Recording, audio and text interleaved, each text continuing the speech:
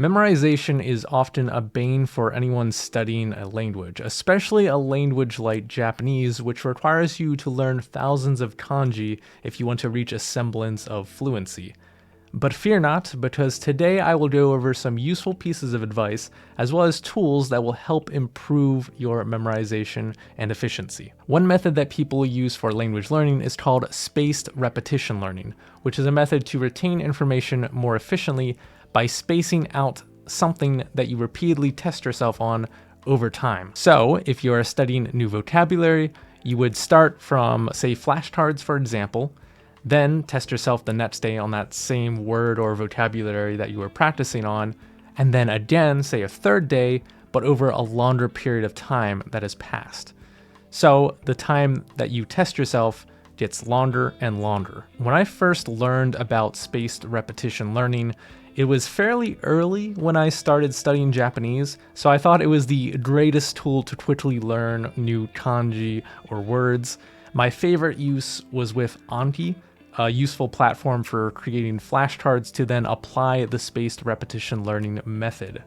However, as you may notice that I am talking in past tense here, I found that over time, more words kept being added, and eventually it just became a chore to get through words every day. Obviously, I could have changed the settings so that not as many words would be added each day, but even still, I found that it became a very monotonous task, and I wouldn't retain as much useful information as I had hoped.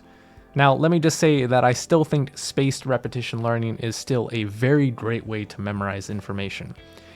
The science is definitely there that testing yourself repeatedly over those longer periods of time definitely improves your ability to retain information. So I think you should still try it, but hear me out first, because it was later on that I realized that I could learn so much more and enjoy learning through other means, like watching anime or reading manga, while still having short study sessions on my way to work or once I got back from work. And I found that when I enjoyed doing something in Japanese or deliberately setting time aside to study, I got so much more done, and I was much more efficient with my time. And yes, you have probably heard this many times, but there is a reason why more entertaining media like games or anime can be fruitful. So the purpose of this video is to share the perspective that I learned, because you might be in the same boat that I was many years ago.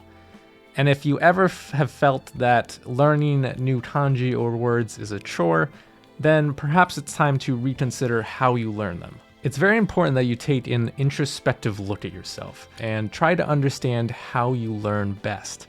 For me, the spaced repetition through apps, I just found that it wasn't really the best. I didn't really retain as much information, and my motivation for Japanese wasn't increasing. But maybe it works for you, and if you've never tried it before, then I suggest you try it at least once and see if it helps.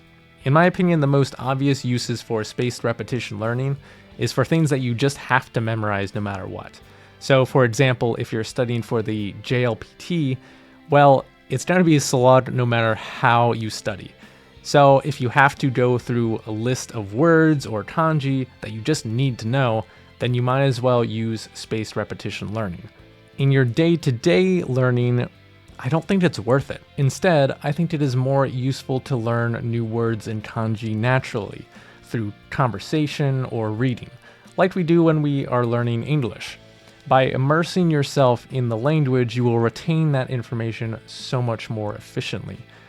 Also, it's much more enjoyable than through other methods like flipping through flashcards. And don't forget to use the appropriate tools for that medium, such as the Japanese app, which can be used across all mediums, I think, because it is so useful in so many ways, such as building word decks and dissecting individual and compound kanji. The point is to immerse yourself as much as possible while still learning and having fun along the way. For me, I remember words way more clearly because they've had an emotional impact on me that flipping through flashcards and studying in the same pattern over many different days just doesn't have. So my challenge to you is this: find a form of medium that you enjoy, whether it's reading, playing games, watching shows, etc., and incorporate that into your study time. I also have some useful guides on many of these different forms of studying, so check them out as well. As someone who is very forgetful, I can guarantee you that if you try these methods where you focus on enjoyment or things that interest you, you're going to get a lot more out of your learning process, and you're going to be able to retain that information much better. Things that you care about will stick with you much more.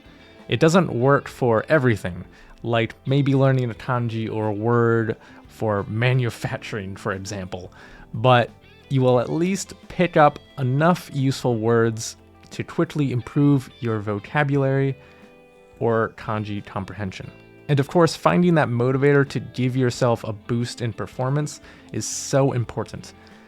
A lack of motivation will kill your efforts, so any method that you can enjoy doing or feel like you're progressing will certainly positively impact your study. Anyway, that's how my brain functions, but let me know how your brain functions down in the comments below. And if you have used spaced repetition learning, I want to know what you think about it. Has it helped you? How has it helped you?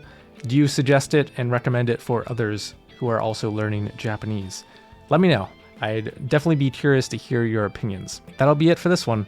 I'll catch you in the next one.